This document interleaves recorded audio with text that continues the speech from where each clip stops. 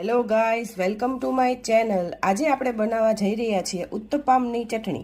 તમે જોઈ રહ્યા છો કે મેં 10 કળી લસણ સમારી લીધું છે. 5 ચમચી મેં જે છે ટોપરું લીધું છે.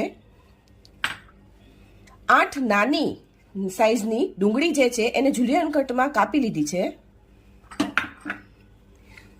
4 ચમચી અડદની દાળ અને 4 ચમચી ચણાની દાળ લીધી છે. અને 6 મીડિયમ સાઈઝના મેં ટમેટા લીધા છે. અને ચટણીમાં નાખવા તીખાશ માટે એક લાલ મરચું લીધું છે. મારા મમ્મીને આ ચટણી બહુ જ ભાવે છે ગાઈસ, એટલા માટે એક મરચું લીધું છે. જો તમારે થોડી વધારે સ્પાઇસી કરવી હોય તો તમે 2 થી 3 મરચા લઈ શકો છો.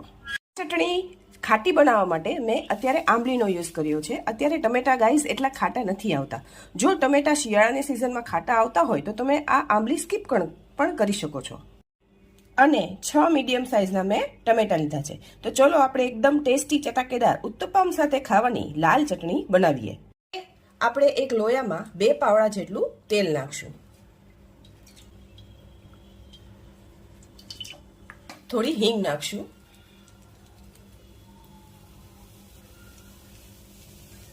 લાલ મરચું નાખશું. પછી એમાં જે લસણ જે છે એ પણ નાખી દઈશું. લસણને ઓવરકુક નથી કરવાનું ગાઈસ. થોડું ગોલ્ડન બ્રાઉન થાય એટલે એમાં જે છે એ પછી ચણાની અને અડદની દાળ નાખી દઈશું. પછી આપણે એને સરખી રીતે ચલાવી દઈશું. દાળને પણ ગાઈસ ઓવરકુક નથી કરવાની, એટલે એકદમ બ્રાઉન થઈ જાય એવી નહીં, પણ હલકી હલકી ગોલ્ડન બ્રાઉન થાય ત્યાં સુધી એને શેકવાની છે. શેકાઈ ગઈ છે. હવે એમાં આપણે ડુંગળી નાખી દઈશું.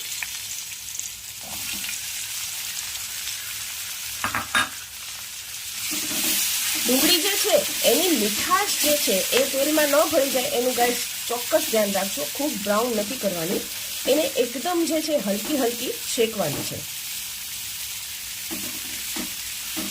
એમાં આપણે આંબલી નાખી દઈશું.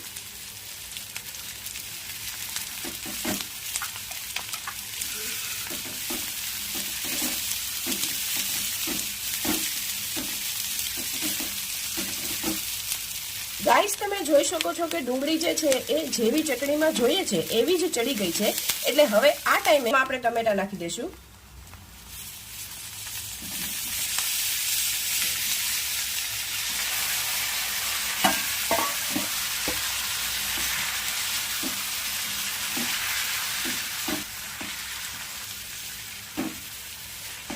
ડુંગળી જલ્દી ચડી જાય એટલે માટે આપણે 1 ચમચી મીઠું નાખીએ છીએ. અત્યારે ગાઈસ આ ચટણીને પીસવાની છે એટલે અત્યારે મીઠું નાખી દીધું છે, એટલે પીસતી વખતે જરા ધ્યાન રાખજો.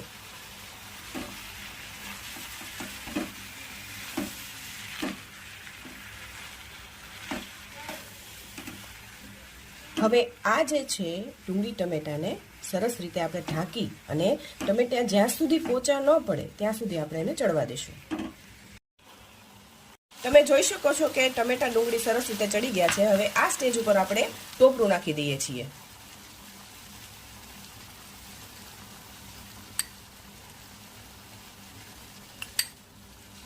ટોપરાને આપણે ચડાવવાનું નથી, ચલાવીને પછી હવે ગેસ બંધ કરી દેવાનો છે.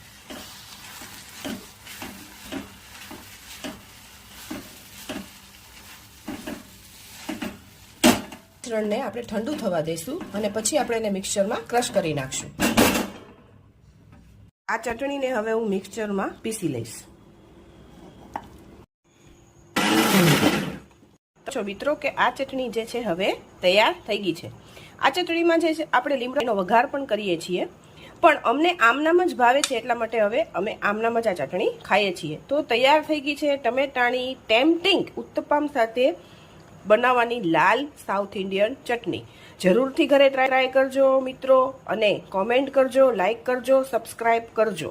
તમને આવી હોમમેડ રેસિપી જોવા મળશે.